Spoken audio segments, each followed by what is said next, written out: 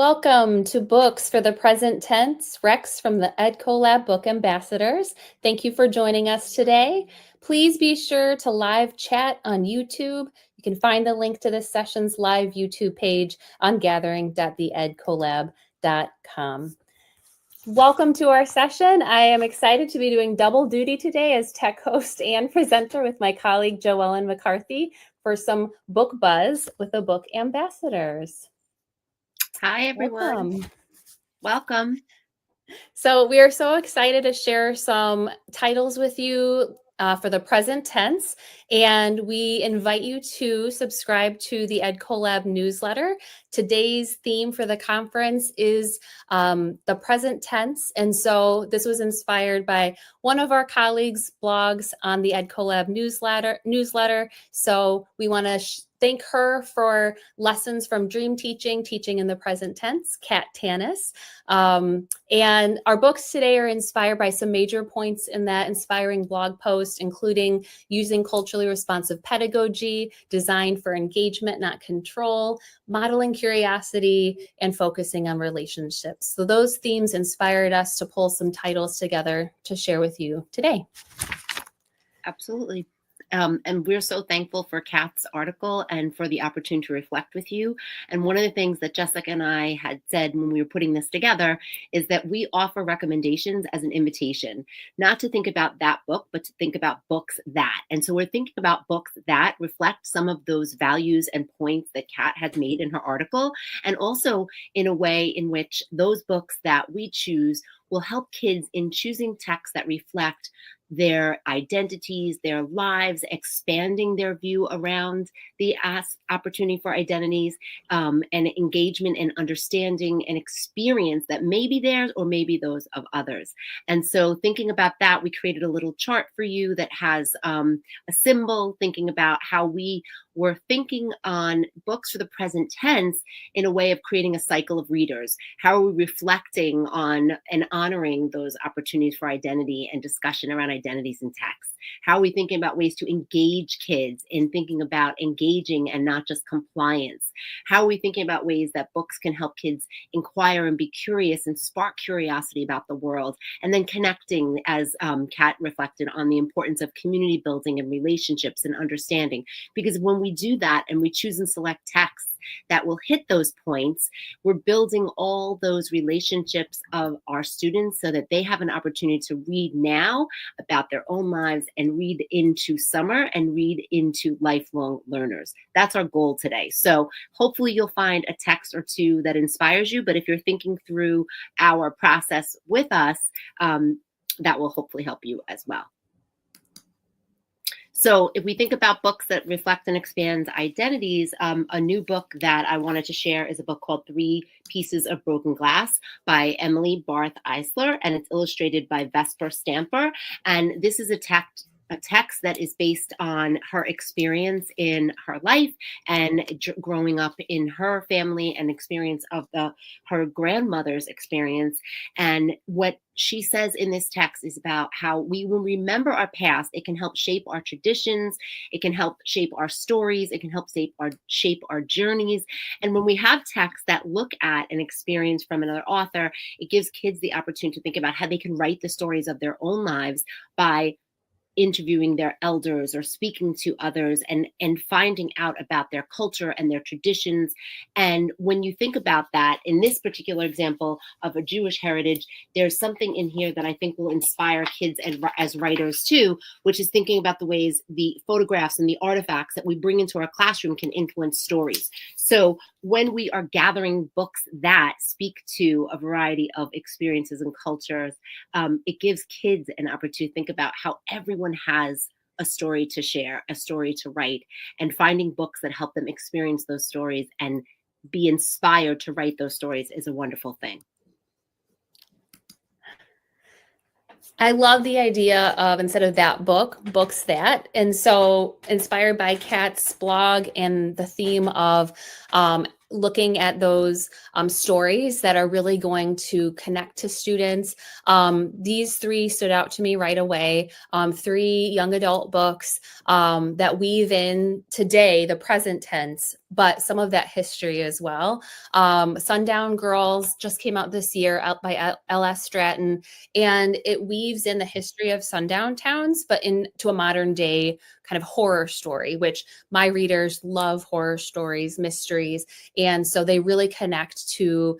That's a very popular, genre right now, but also they connect to that history of the sundown towns. And so I found this book to be super engaging, and it doesn't only hit that need for that, thriller that kids love, but also touches on their desire to learn about like the past and how it has influenced today, like how the past has influenced the present tense. So that book I knew I had to include.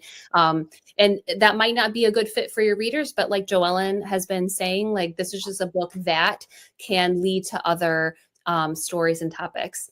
A second title I wanted to highlight that recently won a lot of accolades was Silenced Voices, and this is a graphic novel, a young adult graphic novel that shares the history of the Guatemalan genocide, which we don't often see taught in schools or highlighted. It's just a really powerful story about some of those the histories that have been kind of buried and are now becoming unearthed. And Silence Voices covers not only the history of the Guatemalan genocide, but also the generational trauma that can happen when families experience these traumatic events. And so it does start in the present with a son whose mother was alive during the Guatemalan genocide. So we see the effects of that event in her everyday life today. And so you'll see flashbacks to her childhood and what was happening during the genocide and all the events that led to her son today actually searching for a lost member of her family that she thought had died. And so it's a moving story. The images are so emotional. And so there's just a lot of really powerful messages and conversation topics with kids about how things that have happened in the past are really impacting us today, right? This present tense. And then the last one, if you haven't heard of Joey Guerrero's story, she was a spy during the Philippine War. Erin and Tretta Kelly, I mean, you can do no wrong with her. So all books that can lead to other histories. Thank you. I wanted to also share when we were talking about Kat's ideas about thinking about getting kids to be engaged and the importance of engagement. We want kids to think about books that will help call them to action. And so this is a story that I'm really excited about because it was written by Derek Barnes. Many of you may know his work, and co-authored by Christian Gregory. And the illustrator of this work was Frank Morrison. And anytime I see a Frank Morrison book, I kind of run to get that title. And the work is a beautiful, beautiful illustrated story about the experience by Dick Gregory, who decided that he wanted to make a difference, to stand up because of the global hunger crisis.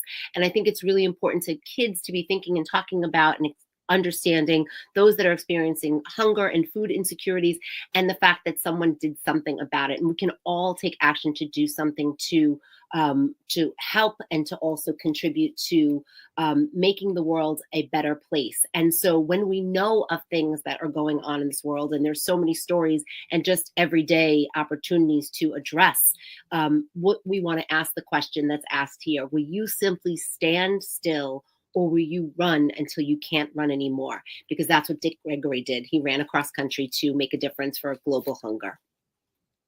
Wow.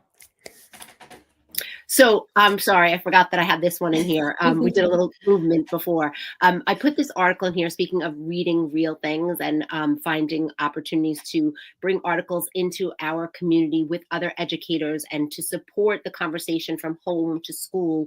There was a recent study that was just done, and it was posted in this Daily Galaxy that I read this week, about how scientists confirm teenagers who read regularly develop a brain advantage that no amount of schooling can replicate. And the study really went on to prove how the importance of everyday pleasure reading was far greater in producing successful strides that creates lifelong readers and also successful literacy learners. And so one of the things that was pointed out in this article, and you're welcome to read that on your own, is that they propose that often the literary texts that we share present complex characters whose motivations must be inferred rather than stated outright. And so when we do go through the process of reading and putting ourselves in someone else's shoes, that exercise, that mental process helps us not only understand more deeply about what we're reading, but it helps us understand more deeply about the world.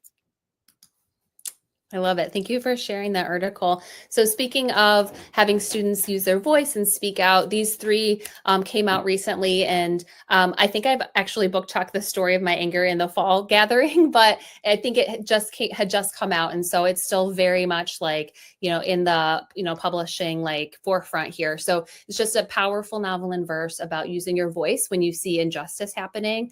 The Pecan Sheller, I think just won a Put a Bell Pray award earlier this year for highlighting the history of South Texas. I think it was San Antonio, pecan shellers going on strike and fighting for better working conditions. So inspired by a true story, but historical fiction. And then finally, one that I think is going to be very popular that comes out, I believe next month, is Aida Salazar's Stream. And so this brings together two characters from her past two of her past novels in verses. And the two characters' lives cross. It's about social media use and the impacts of that, and trying to, help young people find a balance between the real world and the online world. And so it's just a beautiful book of those two characters coming together and their lives crossing in this story, but using their voice. And I think young people really identify with seeing their real world kind of portrayed in these stories. I love that. So these books were written for younger readers, or will inspire kids of all ages. But I think one of the things that I love about this is that it speaks to the opportunity to think about books that invite kids to wonder, to question, to be curious. And the summer is coming. Some of our schools are wrapping up and being ready to send kids off at the end of the month of May, right? Even sooner in some places. So if we give kids an opportunity to think about what they can do when they're out in the wild, right? We want them to be readers in the wild, as Donald Miller has said. But these books also kind of speak to the opportunity to be outside and to be observing our world around us. So in Jade and Notice, which is by Carolyn Crimi and illustrated by Shamar Knight Justice, he is out, he's moving, and he's always collected rocks. He has a rock for everything, a wishing rock, a homework rock, a thinking rock. And it really encourages inquisitive minds to head outdoors and to think about not only finding rocks, but to be able to be open to observing and noticing and finding new things. And so on that note, The Wild Speak, which I absolutely love, that is a text where the narrator, the character in the story, keeps an actual nature journal. And it really has an opportunity for kids to think about the ways that they can go outside, they can take notes, they can sketch, they can create, they can draw, they can write poetry, and they can also collect ideas and collect words. And thinking about Wild Speak, it's almost like a vocabulary builder, because it has the terms for real experiences, nature that they may see, but there's a lot of descriptive comparisons that the kids make. And so it invites individuals who read this to consider that as an opportunity as they go out into the wild to collect ideas and noticings. And then I love Flowers for Mama, because it's just a sweet story that shows the ways in which we can all be creative, and different cats providing gifts for the mama, but also it celebrates the importance, and that's by Deborah Friedman, the importance of, honoring creative approaches. And I think that speaks to engagement and not control, and giving kids choice, and choice matters. So I wanted to share those as well. Absolutely. And I love those covers. They're stunning. So speaking of curiosity and kind of connecting back to the idea of journaling and, just sharing your truth with the world. So two books, they're very different, but kind of along the same lines as questioning. So we have a historical fiction book, Truth, Lies, and the Questions in Between, set during the 1970s with women's liberation movement. And you see a character who's interning at Congress, and she's seeing the dynamics of, being in a male male-dominated world, but, seeing this women's liberation movement, and, she sees a truth that has been covered up. So she needs to kind of balance her personal life with her father actually being, in power with the truth. And then pairing that with The Moon Without Stars really connects to those picture books we were just talking about, Joellen, because our main character just lives in her notebook and with the stories, and she starts to see the ways that her words can help others around her process and deal with middle school, which is, very complicated time in a young person's life. So I love that connection there between those titles. And we had a connection, Jessica and I, because we both had read this recently. And one of the things that I loved about this title is that the main character gets all of these books from someone who passed in their community. And so she then becomes like the keeper of the books, and she becomes known as like the book doctor, who's basically writing prescriptions in a way about what kids need and connecting other kids to books. And all of those books are meant to validate their feelings. And so just like there's no one right book, there's the opportunity to think about how we can offer a variety of recommendations. And that recommendation is often healing for kids, right? So that you can find a book that may be the just right book for that child. And so giving our kids the opportunity to experience getting ready for summer, what recommendations would you offer? What would you share? I think that's really essential too. Absolutely.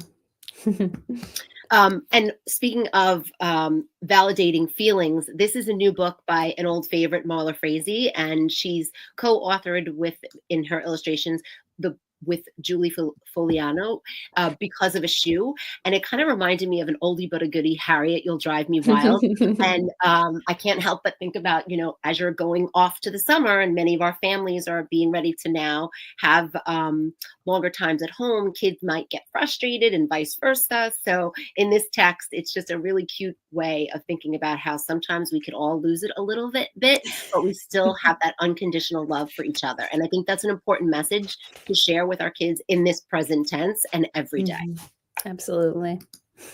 And then we talked about the in the Wheel and in Kat's article, finding those books that support relationships, build connections and community. So I just wanted to mention 3 titles here that really look at a variety of family structures and being able to find those individuals who can offer and nurture guidance that shape the lives of our students, whether it be elders, family members, aunties, dads, stepdads, uncles, like in Just Right, and being really mindful of sharing those diverse experiences of family structures to validate and honor and celebrate with our students.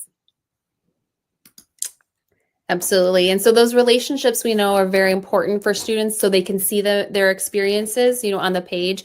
And so there's a couple titles here that really highlight that experience as well. So Best of All Worlds by Kenneth Apple is a science fiction text set in the future, a future world where Earth is experiencing a lot of climate change. And so a family wakes up one day kind of on a planet of their own. They feel they're not really sure what happened. There's nobody around them until 1 year later, another family arrives in the middle of the night. So it's a story that is going to ask a lot of complicated questions that we don't really have the answers to, but it features 2 families who have very different political viewpoints about the world and how it works. And so I think those conversations are very important today in the present tense to how can you have a conversation with somebody whose political beliefs or other beliefs don't really align with yours. So great model for that. Kate Messner's The Trouble with Heroes. It's a beautiful story about a young boy healing from the loss of his father on September 11th. And I think so there's that tie to history, but to the impacts and the ripple effects to the present tense. And then one coming out soon, so yet to be published, Medicine Wheels, about it's set on a reservation, a young man who is kind of trying to find his way in the world when he discovers his father's skateboard. And so it's through learning how to skate on the reservation that he kind of comes back to himself. His mom is still trying to find her way after his death, but it's just a really powerful story about healing, which I think is something that we need to spend a lot of time talking about. And of course, just a quick nod to poetry. I think so many picture books are so poetic, like A Celebration of You by Josh Funk is new, and it was illustrated by Kip Alizida.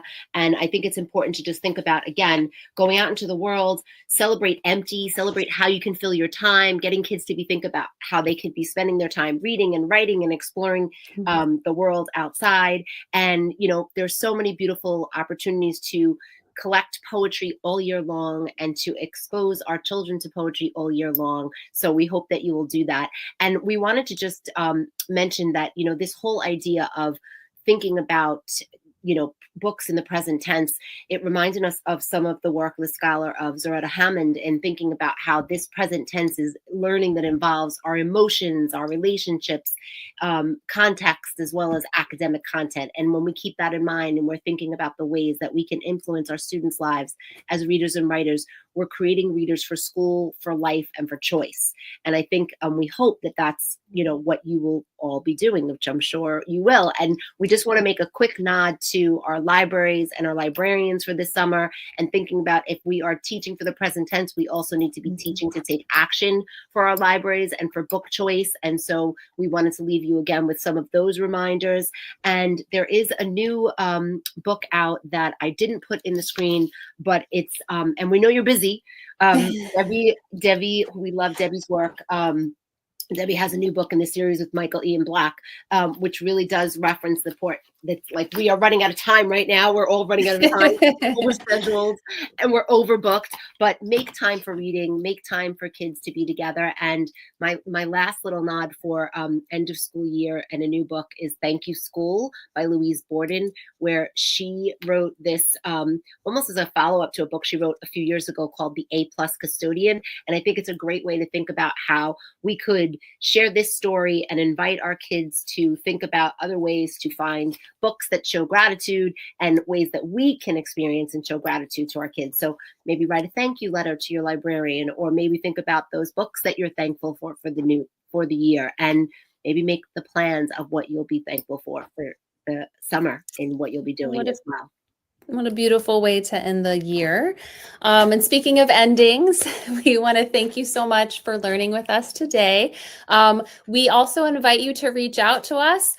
We have the Ask a Book Ambassador feature on the TheEdCollab website. You can also connect with us on our social media handles or through email. Please, we love to extend the conversation. But we want to thank you again for learning with us today. If you feel inspired by this session, we do encourage you to please visit our charity page to pay the joy forward. You can see that information at gathering.theedcollab.com. Coming up next, we have workshop 4 with sessions with Chris Lehman, as well as Cindy Gerwin. You can find the rest of today's schedule at gathering.theedcollab.com. So thank you very much for joining us. We'll see you next time. Thank you. Bye. Bye. Happy reading. Happy summer.